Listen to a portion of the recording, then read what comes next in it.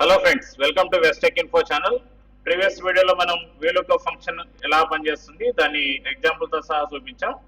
ఈ వీడియోలో అయితే మనం HLOOKUP ఫంక్షన్ గురించి తెలుసుకోబోతున్నాం. HLOOKUP అనేది హారిజాంటల్ లుకప్ అని చెప్తారు. ఓకే, మా ఛానల్ మీరు ఫస్ట్ టైం చూస్తున్నట్లయితే మా ఛానల్ సబ్స్క్రైబ్ చేసుకోండి, లైక్ చేయండి, షేర్ చేయండి, కామెంట్ చేయండి. ఓకే, ఇక వీడియోలోకి వెళ్దాం. మన దగ్గర ఉన్న డేటా ఇప్పుడు కూడా హారిజాంటల్ ఉండేటట్లు చూసుకోవాలి. ఎందుకనంటే లాస్ట్ VLOOKUP ఫంక్షన్ లో వర్టికల్ గా డేటాని ఎలా ఫైండ్ అవుట్ చేయాలో చూసాము.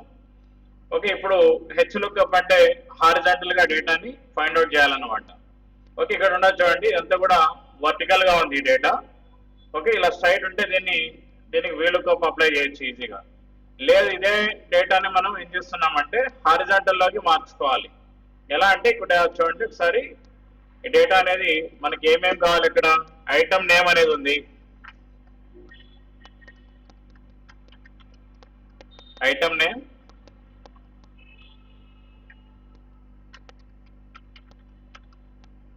నెక్స్ట్ ప్రైస్ అనేది ఉంది, ఇలా ఇచ్చాం. నెక్స్ట్ ఈ ఐటమ్ నేమ్స్ అనేవి మనం ఎంటర్ చేసుకోవాలి. Monitor, next one printer, next processor, next hard disk,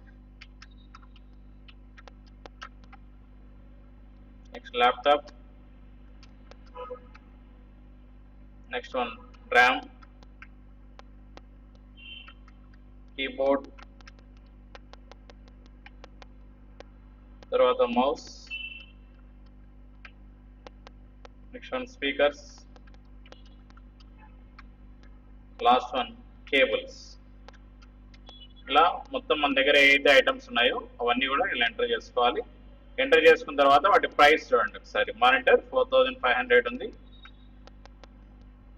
next 14500, next 2600, next 2500, next 45000, next 1200, next 450, next 350, next 850, last one 300. Okay, ఒకసారి చూడండి, ఈ పైన టేబుల్ ఏమో ఇలా ఉంది, అంతా మొత్తం అంతా కూడా వర్టికల్ గా ఉంది. ఇక్కడ చూడండి, మనం అన్ని కూడా ల్యాండ్స్కేప్ ఫార్మాట్ లో ఎంటర్ చేసాం.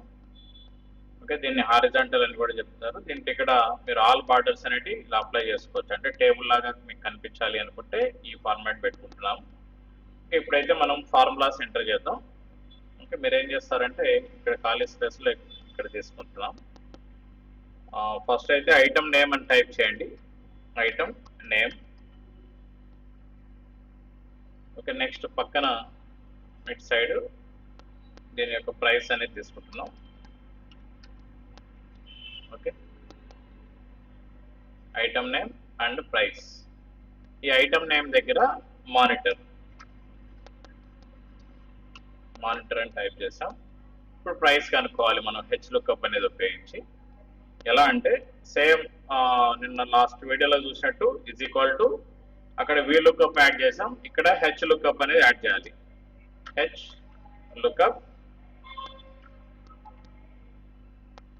ఓకే, ట్యాబ్ ప్రెస్ చేశారంటే ఫార్ములా అనేది కింద కొన్ని ఇలా వాల్యూస్ అనేవి కనిపిస్తుంటాయి.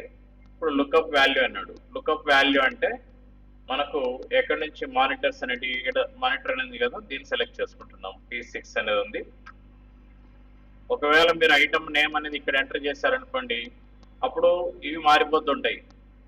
మానిటర్ అనేది ఏడొచ్చింది, ఏడొస్తే J6 కానీ J7 కానీ రావచ్చు. అంటే మీరు ఎక్కడైనా టైప్ చేసుకోవచ్చు, ఇక్కడే ఇదే ఇవ్వాలని ఏం రూల్ ఏమి ఉండదు.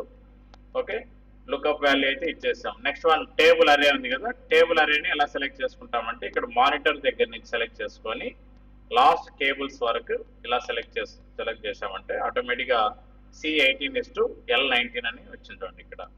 ఓకే, కామా, నెక్స్ట్ రో ఇండెక్స్ నెంబర్ అన్నాడు. అంటే రో ఎన్నో రోలో ఉన్నాం మనం. ఐటమ్ నేమ్స్ ఏమో ఫస్ట్ రోలో ఉన్నాయి, ఇది ఫస్ట్ రో, ఇది సెకండ్ రో. ఈ ప్రైస్ అనేది కావాలి కాబట్టి మనకి ప్రైస్ అనేది సెకండ్ రోలో ఉంది, 2 అని ఇచ్చాను, కామా. నెక్స్ట్ రేంజ్ లుక్అప్ అనేది ఇక్కడ ఫాల్స్ అంటే ఎగ్జాక్ట్ మ్యాచ్ అని చెప్పాం.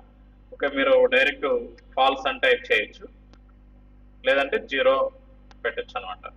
బ్రాకెట్ క్లోజ్ చేశాను, ఎంటర్కి ప్రెస్ చేస్తాము. అంటే మానిటర్ కాస్ట్ అనేది 4500 ఇలా వచ్చింది. ఇక్కడ ఉంది కదా 4500.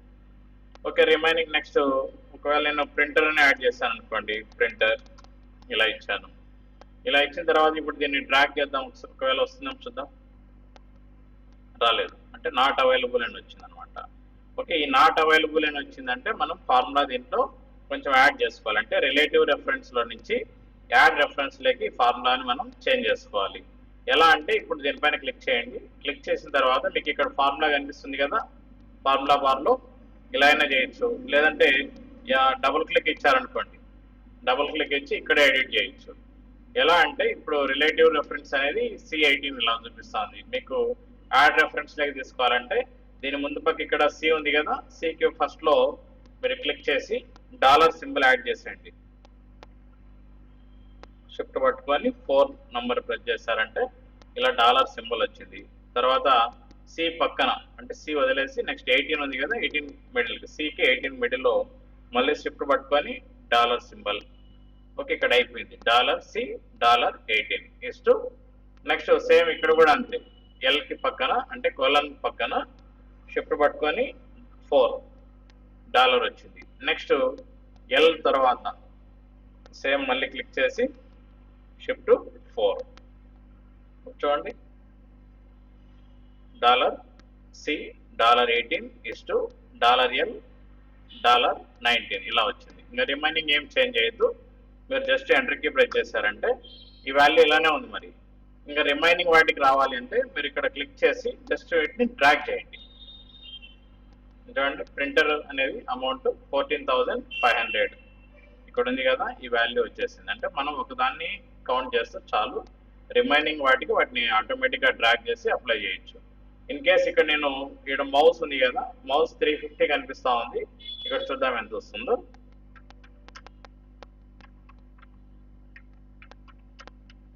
ఓకే, మౌస్ ఇలా టైప్ చేశాను, ఈ అమౌంట్ చూడండి 350 అనేది ఇలా వచ్చింది. ఒకవేళ కేబుల్స్ కావాలి నాకు,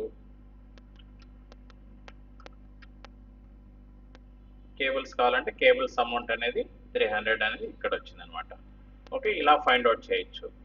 ఓకే, VLOOKUP ఇదైతే దీనికైతే వర్టికల్గా చేస్తారు. అదే మీరు HLOOKUP అని తీసుకుంటే హారిజాంటల్లో ఇలా టేబుల్ అంతా తీసుకొని ఈ ఫార్మాట్లో మనం రెడీ చేసుకోవచ్చు అనమాట.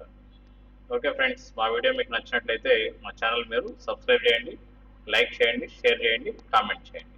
Thank you.